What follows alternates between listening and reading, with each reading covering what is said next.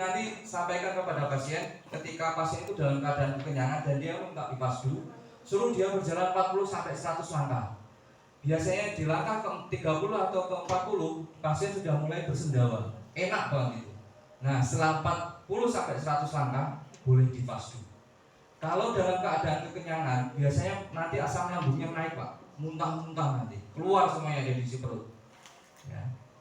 Nah ini penting, makanya harus ada solusi. Kalau terjadi betulan ada pasien yang kekenyangan, bagaimana? Yaitu caranya adalah minta pasien untuk berjalan 40 sampai 100 langkah. Nah setelah itu kasih minum, dan setelah minum kemudian dipasdu, insya Allah aman. Ya. Kemudian yang ke-12 adalah orang yang kelaparan, perutnya kosong, itu jangan. Ya, otomatis itu langsung pingsan. Nah, kemudian selanjutnya adalah lansia di atas 70 tahun. Nah, 75 tahun saat kulit berkeriput jangan. Ya, di bawah 70 tahun. Yang ke-14 adalah sakit penyakit saat pasien mengalami sakit yang memuncak, itu jangan. Ya, apalagi orang sakaratul maut antum fasdu. Wah, ya, jangan. Ya, malah masalah. Lanjut. Nanti di situ juga sudah ada, silakan dibaca. Teknik fasdu ada dua, yaitu menggunakan teknik pantik, teknik klasik, catuk atau pisau atau tombak.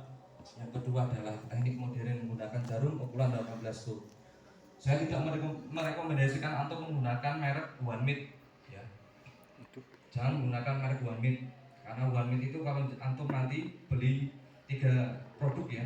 Yang pertama merek One Meat, yang kedua merek BD, yang ketiga adalah Neles ataupun Agani. Itu jangan bandingin sendiri, atau bandingkan 3 itu. One Meat itu yang agak sedikit diameternya besar dan agak sedikit tumpul, makanya ke pasien itu lebih sakit. Ya.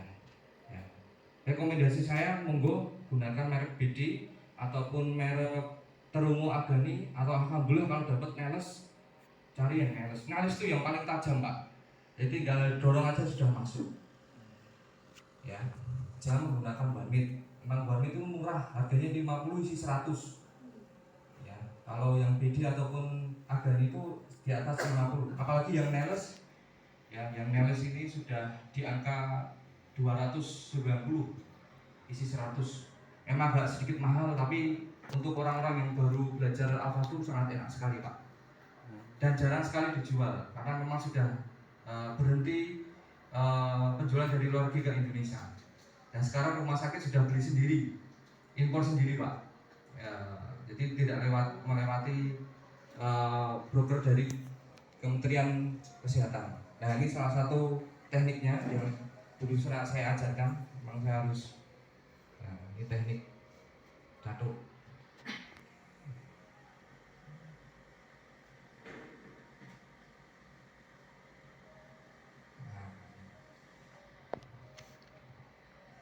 Ini teknik lama.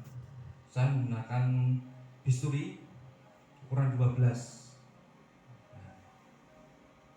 Risiko dari penggunaan teknik catuk ini memang tidak bisa kita ukur berapa jumlah darah yang keluar, dan untuk perukaannya itu lebih besar. Makanya penutupan luka itu dari teknik klasik menggunakan dermatik. Kalau menggunakan plester biasa pasti dia rembes lagi Pak. Makanya yang paling bagus menggunakan dermatik. Ya itu benar-benar tertutup. Nah, bagaimana cara untuk mengalirkan darah dari teknik pantik ini Pak? Kadang kalau kita pantik darah nggak keluar. Caranya gimana? Untuk menghentikan trombositnya. Jadi menggunakan air Pak. Jadi disiram pakai air. Makanya air itu fungsinya ketika kita menggunakan teknik al-fasdu, teknik klasik itu adalah untuk menghentikan trombosit. Ya, itu sudah manjur tapi. Dan rentan tekanan hematoma. Ya, kalau teknik lama itu kan menonjol mata. Ya, tapi lebih aman sekarang adalah menggunakan teknik modern, yaitu menggunakan ukuran 18 gur.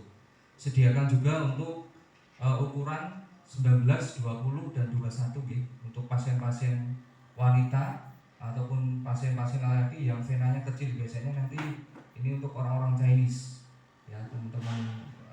Pasien saya yang Chinese itu memang venanya vena kecil ya, ukuran 19, 20, 21, pol 21. Antum kalau pakai 22, 23 gak mungkin keluar, harus pakai pipet itu ya, sudah saya coba. Makanya yang ukuran 19, 20, 21 agak lumayan mendekati ukuran 18 volt. Okay.